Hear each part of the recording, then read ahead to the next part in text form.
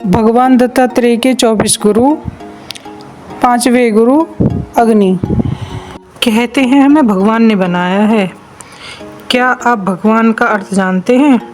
यदि हम भगवान का संधि विच्छेद करके इसका अर्थ जानने की कोशिश करें तो ज़्यादा अच्छे से समझ सकते हैं। भगवान भय से भूमि यानी धरती, गै से गगन यानी आकाश, वै से वायु यानी हवा, आ से अग्नि या आग, और न से नीर या पानी समझ सकते हैं। त्रिदेवों के अवतार भगवान दत्तात्रेय ने इन सभी से ज्ञान प्राप्त कर अपने शिष्यों को यह संदेश दिया कि इस संसार में अच्छाइयाँ और बुराइयाँ दोनों हैं। उन्होंने प्रकृति को 24 रूपों में पूजा और उन्हें अपने गुरु के रूप में माना। भगवान दत्तात्रेय के इन 24 गुरुओं में 5 महाभूत तत्व भी शामिल हैं जिनसे हमारा निर्माण हुआ है: आकाश, पृथ्वी, जल, वायु और अग्नि। आज हम जानेंगे कि भगवान दत्तात्रेय ने आग से क्या ज्ञान प्राप्त किया। हम धरती, आकाश, जल और वायु पर पहले ही वीडियो बना चुके हैं, तो चलिए आज उनके 5वें गुरु आग के विषय में जानते हैं कि उन्होंने राजा यदु को आग से प्राप्त ज्ञान को कैसे समझाया। यदि भगवान दत्तात्रेय की जन्म कथा, उनके 24 गुरुओं की यह सीरीज आपको पसंद आ रही हो तो यदि आपको वीडियो पसंद आए तो वीडियो को लाइक कर अपने दोस्तों के साथ शेयर करें और हमारे चैनल स्माइल लाइफ को सब्सक्राइब कर बेल आइकन को प्रेस करें, जिससे हमारी आने वाली वीडियो का नोटिफिकेशन आपको मिलता रहेगा। आपको हमारी वीडियो कैसी लग रही हैं कमेंट के द्वारा ज़रूर बताएं। भगवान दत्तात्रेय ने राजा यदु से कहा कि हे राजन, आग एक शक्तिशाली तत्व है। हम अक्सर अनावश्यक वस्तुओं को आग के हवाले कर देते हैं और उनसे मुक्त हो जाते हैं, और यह मुक्तिदाता अग्नि कहलाती है।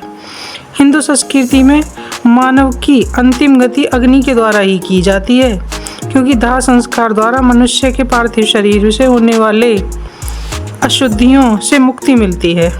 राजन, अग्नि इतनी शक्तिशाली होती है कि जो भी उसके सामने आता है वह उसे निष्पक्षता के साथ जलाकर राख कर देती है, परंतु यदि इसका प्रयोग नियंत्रित करके किया जाए तो यह सोने जैसी धातु की भी सारी अशुद्धियां दूर कर उसे पूर्ण रूप से शुद्ध कर देती है। भगवान दत्तात्रेय ने राजा यदु को अग्नि के बारे में और विस्तार से समझाते हुए कहा कि हे राजन, हमें अग्नि की तरह निर्लिप्त रहना चाहिए। जैसे आग हर वस्तु को जलाकर भस्म कर देती है लेकिन किसी भी वस्तु को अपने अंदर समाहित नहीं करती, उसी प्रकार हमें भी संसार में रहकर संबंधों और भौतिक वस्तुओं से जुड़ाव न रखते हुए निर्लिप्त भाव से रहना चाहिए। सर्वव्यापकता अग्नि हर जगह है, चाहे वह लकड़ी में हो या किसी अन्य वस्तु में, लेकिन जब तक घर्षण नहीं होता वह प्रकट नहीं होती। उसी प्रकार मनुष्य के अंदर भी सारे गुण विद्यमान हैं, लेकिन जब तक उन्हें बाहर लाने का प्रयास नहीं किया जाएगा, परिश्रम नहीं किया जाएगा, तब तक इंसान के गुण प्रकट नहीं होते।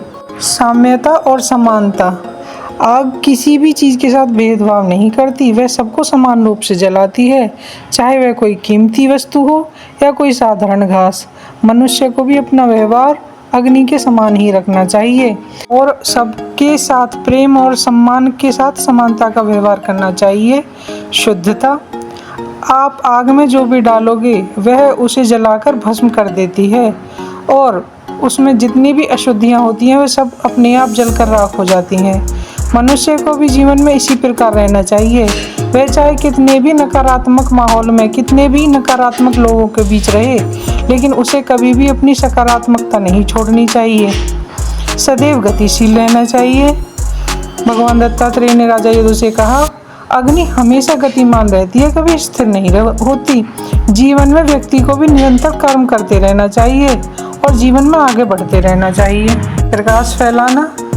आग अंधकार को दूर कर प्रकाश फैलाती है, उसी प्रकार हमें भी अग्नि की तरह प्रकाश फैलाते रहना चाहिए। और भगवान दत्तात्रेय ने राजा यदु से कहा कि हे राजन, आग की ही तरह मनुष्य को भी संसार में किसी भी चीज में लिप्त नहीं होना चाहिए। उसे वासना को त्यागते हुए शुद्ध और निष्पक्ष भाव से जीवन जीना चाहिए। उसे अग्नि ही की तरह हर परिस्थिति का मुकाबला करते हुए आगे बढ़ते रहना चाहिए।